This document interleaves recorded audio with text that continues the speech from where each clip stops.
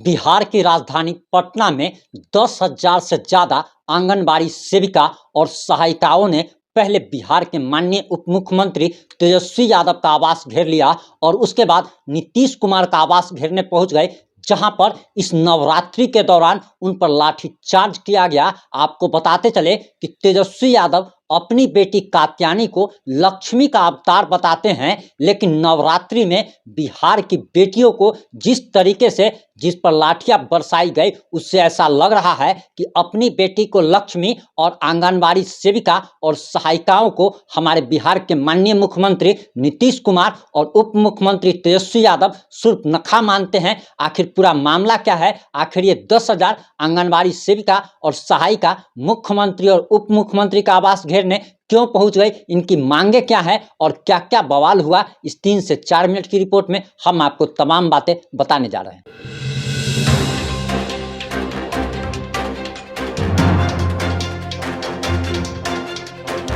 नमस्कार, मैं प्रिंस कुमार सिंह और आप देख रहे हैं पॉजिटिव इंडिया। अगर अभी तक आपने चैनल को सब्सक्राइब नहीं किया है तो खबरों से अपडेट रहने के लिए चैनल को सब्सक्राइब कर लीजिए, और जो लोग ऑलरेडी कर चुके हैं उन तमाम लोग को सही हृदय धन्यवाद। अब वापस आते हैं अपनी खबर पर। आपको बताते चले कि हमारे बिहार में अपनी अधिकार के लिए, अपने हक के लिए और अपनी मांगों के लिए जो लोग धरना प्रदर्शन जुलूस निकालते हैं, उन पर लाठीचार्ज किया जाता है।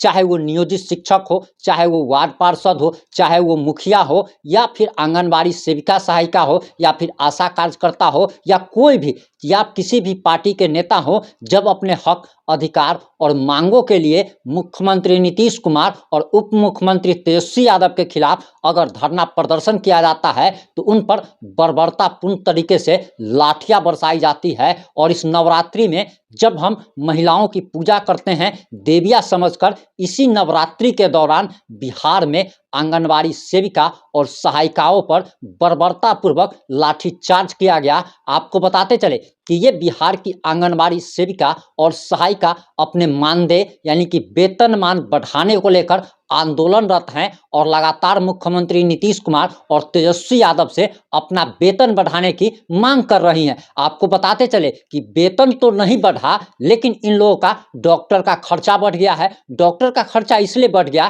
कि ये लोग जब अपनी मांगों के लिए जब प्रदर्शन कर रहे थे, शांतिपूर्ण तरीके से प्रदर्शन कर रहे थे, तब इन पर लाठियां बरसाई गई। जब तेजस्वी यादव के आवास को घेरने के लिए पहुंची, तेजस्वी यादव से ये लोग मिलने के लिए पहुंचे, तब इन पर लाठियां बरसाई गई। आपको बताते चले कि अभी बिहार में आंगनबाड़ी सेविका को 5600 रुपया मानदेय मिलता है, वहीं मिनी आंगनबाड़ी सेविका को 4,400 रुपये और सहायिका को 2,800 रुपये प्रति माह दिया जाता है। वहीं इन आंगनबाड़ी सेविका और सहायिकाओं पर यह भी आरोप अक्सर लगता रहता है कि बच्चों के लिए जो भी सामान सरकार देती है, दरअसल इसमें से चोरी करती है। लेकिन हालांकि ये आरोप सत्य है या गलत है, आप जो भी है कमेंट करके जरूर बताइएगा। लेकिन ये जो पैसा जो मिलता है, यानी कि सहायिकाओं को मात्र 2,800 रुपया और जो आंगनबाड़ी सेविका है उनको 5600 रुपया और मिनी आंगनबाड़ी सेविका को 4400 रुपया।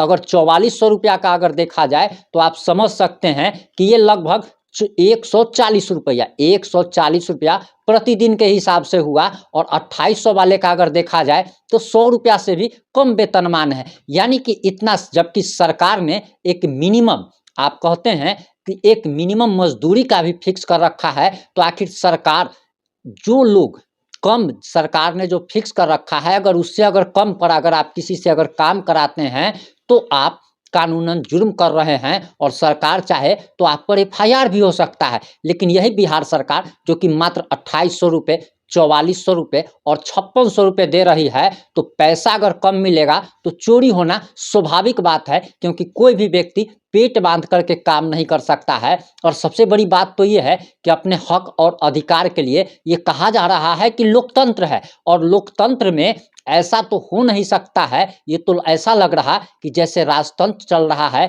कि जब आप राजा के खिलाफ अगर धरना प्रदर्शन करते हैं तो आप पर बर्बरतापूर्ण लाठी बरसाई जाती थी।